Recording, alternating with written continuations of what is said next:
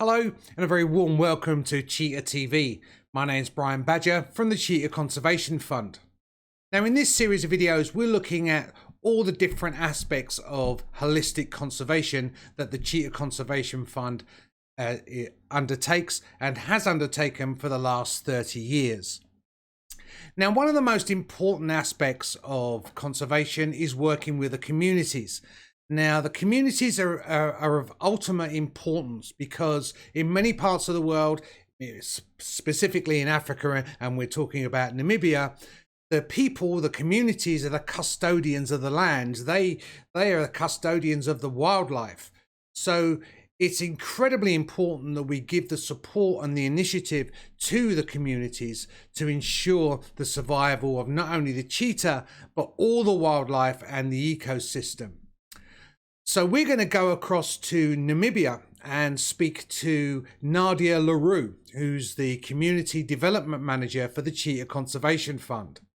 Don't forget, if you are watching this and you like the video, please give us a like, subscribe to our channel. It really helps us grow. So let's go over to Namibia and speak to Nadja.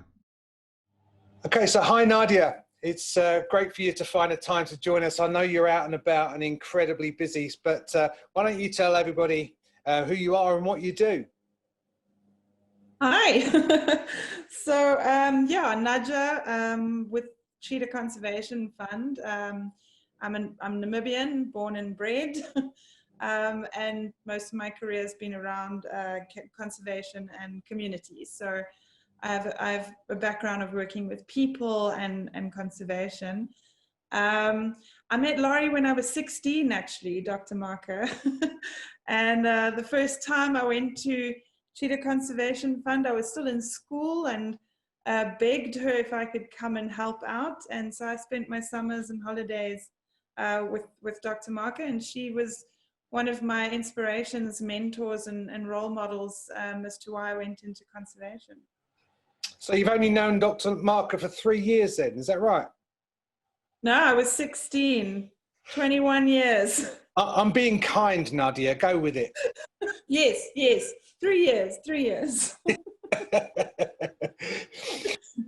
You're the community coordinator, and which means that you're, unlike a lot of the other people that we've spoken to, you're not confined to the center, as it were. So you're out and about everywhere. Is that right? Yeah, that's right. So I work now predominantly in the field in the Okakarara Communal Conservancies, which is part of the Greater Waterberg landscape, of which CCF is a member. And Cheetah Conservation Fund and Dr. Marker have been working there for over 25 years with the communities and the farmers there, helping them with their livelihoods in farming, livestock, in harsh conditions, poverty, very, very difficult an environment, and of course carnivores. Yeah, I'm sure that a lot of people don't understand even just the word farming. It means so many different things in so many parts of the world. So a lot of these, the people and the communities that you work with, they're not actually landowners themselves. Is that correct? Tell us a bit. Yeah, so they're communities that live on state-owned land, and they're not landowners at all. So it's traditional farming, and it is their only major livelihood. And in this case, they live on communal conservancies, and communal conservancies are basically gazetted areas of land that are legally recognized and have been given through our Namibian constitution rights to their natural resources, so wildlife, plants, in other cases it's fishing where there's rivers, and so they've got the rights to manage it and benefit from it, and that can be done in many different forms. So we've got 86 registered communal conservancies now in Namibia. A lot of them benefit through tourism, and this is now incentive to conserve their wildlife, living with animals that can cause big issues like elephant, hippo, and of course carnivores that cause a lot of damage. But having that right, having that ownership, puts the want to protect it, because suddenly it's ours, it's not the government's. And so we work in 4 particular communal conservancies intensely, although our programs have been run pretty much all over Namibia with our livestock management, Future Farmers of Africa training, as well as our livestock guarding dog program. That's spread out between the 86 communal conservancies. But in Okakarara particularly, that's where our real focus is, because it's a community and land that doesn't have a lot of tourism potential, really. And so they, at the moment, have no benefits whatsoever from their wildlife. So we're working with them to try and at least get mitigations in place against carnivores and start building up more tolerance and looking at different ways of being able to coexist as a first step. So you mentioned Okakarara. Am I right in saying that's predominantly historically Herrera land? So the Yes. Herrera people. So when you're working out these initiatives and working along those, I'm guessing you have to be very mindful of their history and their belief system and their traditions as well. Is that correct? Absolutely, yeah. The Herrera are cattle owners. Everything to them is their cattle. And what makes it even more emotional is the individual connection each farmer has with every single cow. So traditionally, the houses are built to face the kraals, so that the first thing the farmer sees when he wakes up in the morning is his cattle, and he can see which calves have been born that night. And between the kraal and the house is the holy fire. And this is a place where people meet to discuss issues, to talk about problems, to solve disputes, to connect with ancestors. It's a very culturally rich tradition. And so there's a huge emotional attachment to their cattle. They know every single one of them. And so, of course, when you have predators like cheetah and African wild dog or brown hyena that kill their calves, it's very, very emotional. So it's not just financial, although financial is very important. That's a very important point to make. It's that it's that tradition that goes in there, and I can totally relate. In some ways, I mean, for obvious reasons, I'm not Herrera. You may have guessed, but you get so much done sitting around a fire. Yeah, I totally see that. But to understand that imagery and that importance and the things that you have to bear in mind, I think is a very important point. That so if you go to another area with a different people, a different group, a different ethnic group, whatever way you want to call it, you have to kind of slightly adapt, I would imagine. Oh no, absolutely. I mean, we go out there saying, I'll often say, and it may be controversial, but I'll say, I'm not here to tell you to kill cheetahs or not to kill cheetahs. It's not my land, it's not my livestock. I can't tell you not to, but I'm here to say, let's find a solution. Let's try something different. Because we've got to develop trust. We've got to develop respect. You really develop individual relationships with everybody. And it's, conservation at the end of the day is about people, land, livelihoods, and wildlife. That finding that balance is what it's all about. And when you speak to people, they all say wildlife is a good thing. They say, I'd love to sit in the mornings and watch kudus and oryx drinking at the water point, but we're struggling and we're suffering. So if they were leaving us alone, we'll leave them alone. so there's not this aversion or hatred towards them. It's just saying, well, we don't know what else to do. So it's a lot of our time, believe it or not, is spent talking. And like you said, at a fire. Everywhere we go, the holy fire is always on. It never goes off, and that's where we sit and talk and get shouted at or laugh or sympathize, and that's sort of how we try and get that done. I think the importance of longevity as well, where I'm sure over the years there's been a plethora of so-called experts that have come from afar with their shiny new diplomas, trying to tell people what to do and not understanding the things that you've just spoken about now. So I would imagine that there's a level of mutual respect, because you do understand that and you do embrace that. And like you mentioned before, I mean, this year we're celebrating 30 years of CCF, so we're not going anywhere. We're not the quick fix, and looking for those alternatives and working within their tradition, I think is pretty much priceless.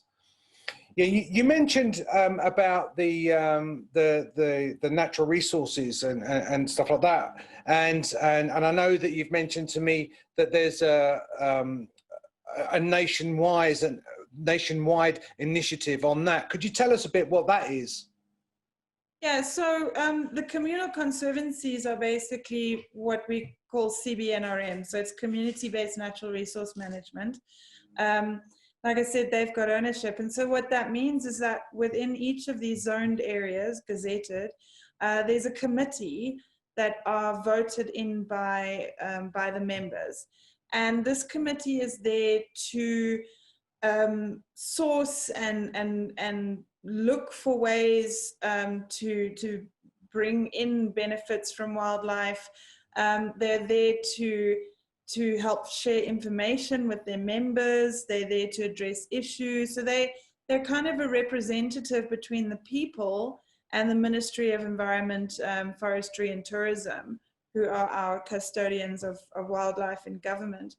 Now, in our communal conservancies, like I mentioned, there's not much really happening. But what we have done in the last 3 years, in 2018, Cheetah Conservation Fund and the ministry got together, and we got funding to put together some community game guards. Now, these guys work voluntary, they don't get paid. So we took them off on an intense training where we taught them all about wildlife monitoring. We've got a national resource here called the Event Book. And the Event Book is a really easy tool that all the rangers fill in observations, any tracks, mortalities of wildlife, human-wildlife conflict incidences, rainfall. So we did training on that, and also training on livestock management, carnivore ecology. We got the guys' uniforms, guys and girls, uniforms and field gear. And after that initial training, what we've been doing the last 2 years now, 2019 and 2020, is we've been working strictly with our rangers as part of the team. And so we're building their capacity even more. We've now got them doing patrols where they know how to use GPSs. They know how to set up camera traps. They know how to take scat samples. They can do just about, many of the workshops that we did over the last couple of years, they can do themselves now. They were helping us doing sections of our workshops. And so we've really progressed, at least with these areas, on bringing the game guards in. And this tool, this event book, is so important because on a national level, every year it gets audited twice. And this feeds into our wildlife numbers. Between annual game counts and the event book, this is data that we put together that can show increases, decreases, stability, and what's going on with our wildlife nationally. So knowledge is king, isn't it? And to have that resource. And I'm sure that a lot of people, when they hear the phrase things like, government initiatives and stuff, you start getting nervous. But that's where Namibia is very, very different, I find. They're very forward thinking, and it's all about empowerment, and empowering the people and giving them that ownership and that responsibility, I would imagine is just so valuable, and it makes it more sense. And I'm sure that a lot of that initiative fits into the ethos of what CCF's about anyway. So Absolutely. yeah, so that holistic side is becoming more and more inherent within the communities as well.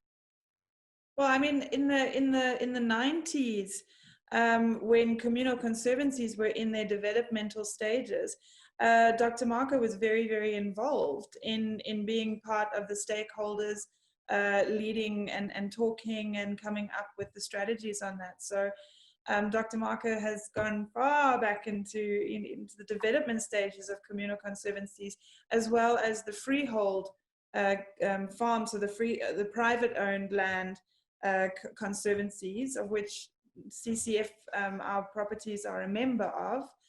So we've got our own Waterberg Conservancy, and that's where all of our farms and neighboring farmers, we work together as well from private landowner perspective. And Dr. Marco was very instrumental in getting that going as well. So I know that CCF East, as we're calling it, and I think that's where you are now, is a relatively new setup. How much has that benefited the work within the communities? Hugely. So we've seen a shift in cheetah presence and conflict more towards this eastern side of Namibia. And that's a big contribution towards the bush encroachment in the more central areas and up near where CCF base is. I mean, the bush encroachment and loss of habitat is the biggest threat. And also we've got a very high leopard density, and this is causing a lot of carnivore conflict between each other. So suddenly there's just been a spike in a lot of the cheetahs out here, a lot of conflict, a lot of killing of cheetahs from farmers. And we're getting a lot of our orphaned cubs from here as well, which is tragic. So by setting up the CCF East office, myself and Dr. Hanli Winterbach are stationed here. We've only just recently set it up, and we got it going just before this whole COVID-19 hit us. So we both work in human-wildlife conflict, and we both predominantly work on some of the carnivore ecology. So we're a response team. We do rapid response. We get a call from farmers saying, I'm having a cheetah problem, and we go out to that farm and we start working with that farmer. We attend farmers association meetings. We work a lot with our regional government offices here in the wildlife management side.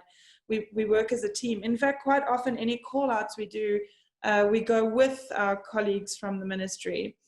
So it's a lot of education, a lot of talking, and explaining cheetah ecology, explaining better livestock management practices, the use of donkeys as protecting livestock, the use of livestock guarding dogs, and then also the process that farmers have the right to follow.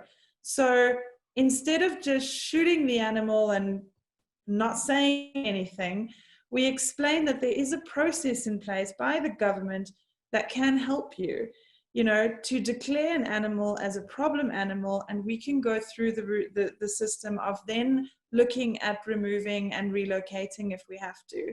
So also explaining to farmers what their rights are and how we can help them, but the importance as well, as we all know, especially with territorial animals, you take one out, you're going to get a whole bunch more come in. One of the very interesting things as well is using the scat detection team with our scat detection dog, Enya. So she manages to go out with us as well at times, and looking at scat, we can determine what hair is in there and this way be able to come back to the farmers and go, this isn't a problem animal. This particular African wild dog or cheetah is not predating on livestock, so it's another one. We've got to find that one. I'm in and out of here. I'm not here too often, so I'm more based in Okakarara, and that's where I'm dealing with the African wild dogs, African painted dogs, which is a relatively new thing with CCF, where we are focused on this critically endangered population of African wild dogs. I think you made a very good point about when you know, if there's a potential problem animal, and you know, then you'll go out. One of your first objectives, if you like, is to identify the problem. Maybe not what's perceived by the farmer or the community, and that's and correct me if I'm wrong, but that's not just trying to vindicate a cheetah. That's trying to identify the true problem, so you don't waste time, or the farmer doesn't waste time. We can get to the root of the cause and then perhaps do that. So you're both, you know, reactive and proactive as well. Mm-hmm. Yeah, that's something that with my predominant work out in Okakarara, that's African wild dogs are the most hated carnivore in the area, and they get blamed for absolutely everything. And so our rapid response is fantastic. CCF has developed a tool called Predator Kill ID, and it's a training activity that we've done with model live goats and sheep that have, you know, bite marks in it, and we use these little fake goats to kind of show people, and we've done training on that in Okakarara. But now we're at a stage where we're doing real response. So there's been so many occasions we get a call, African wild dogs have killed my calf, and we get out there, we look at the scene, we walk to the site where it's been killed, and we go through the whole process with the farmer, and we say, well, look at this bite mark, that is an association with wild dog. Look at this spoor, look at the size, look at where this animal's been dragged. So we're getting practical stuff now by doing this rapid response to conflict, and being able to show farmers that it's not just African wild dogs that are blamed for everything in the area where I'm focusing on. So yeah. And I'm sure just the fact where you know, they've got a point of contact now, I'm sure that gives the farmers some sort of stability and some sort of hope, really, you know, because before, if CCF and people like yourself weren't there as a response unit, the alternative was just to trap or shoot or whatever now. So at least they've got someone to talk to help their problems. And I'm sure, you know, the farming community talk to each other, and I'm sure word gets around, and I'm sure it's almost self-advertising as well, you know, that there is an alternative, and a better alternative. Namibia is incredibly unique. You know, the experience that people will get visiting Namibia is like no other. Many places that I've visited in Africa, you know, they're almost trying to be someone else, or they're trying to kind of reinvent themselves. But the inherent history, the history of Namibia fascinates me, it always has done. And the different people and the different beliefs. I mean, who wouldn't want to see the sacred fire? You know, who wouldn't want to experience that mentality, if you like, that oneness with the land? And I think you paint a very, very good picture. I know the situation isn't always easy, and I tip my hat to the work that you do. But I think you make a very good point, whereas it's not only giving the opportunity for the working guests to come and have this totally unique experience, but also that it's got that knock-on effect where it demonstrates to the community that there is interest. You know, if you live somewhere all the time and everything becomes normal, perhaps it becomes less valuable over time. But you know, I can't stress enough how much people need to get this COVID thing out of the way, and go visit Namibia. Absolutely. No, definitely. I mean, it's something that Laurie always says, come to Namibia. And we're saying the same thing. Come out here, come join our teams at the center, in the field. You know, this is what we're about, sharing and giving experience. We've got such a wonderful intern program as well, international interns, but also Namibian interns. I think we host over 50 Namibian interns a year, which is the largest number of interns going through any kind of NGO within the sector in the whole of Namibia. CCF hosts the most. So we get a lot of great students out, and they come out and do practicals out there. I think it is really hard work, and the environment is tough. But the small wins are just amazing. You know, when we respond to conflict, that thank you that someone pitched up and someone cares, it really goes a long way.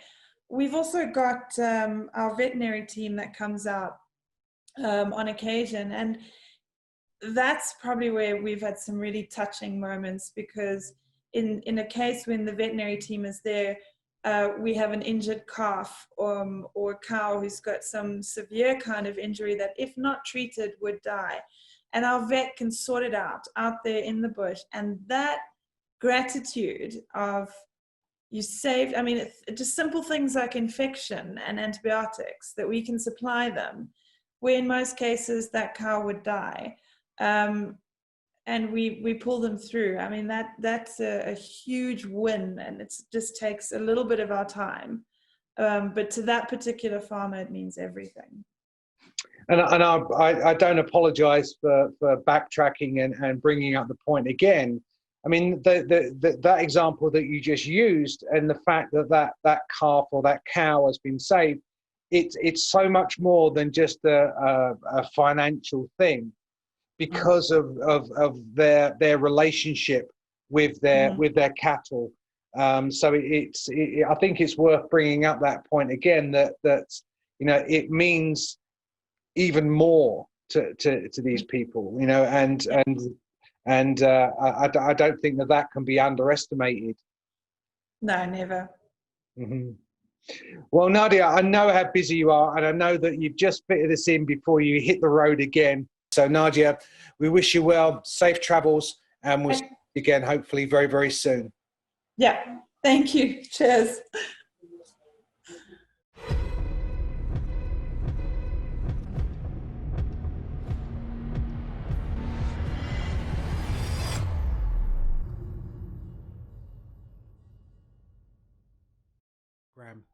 If you want to learn more about that program and any of the other initiatives and projects that Cheetah Conservation Fund are undertaking, please visit our website at cheetah.org. If you like the video, please give us a like, subscribe to our channel, and set the little reminder if you want to be notified of our next and further videos explaining the fascinating world that is frontline holistic conservation. Thanks for joining us, and I'll see you again next time.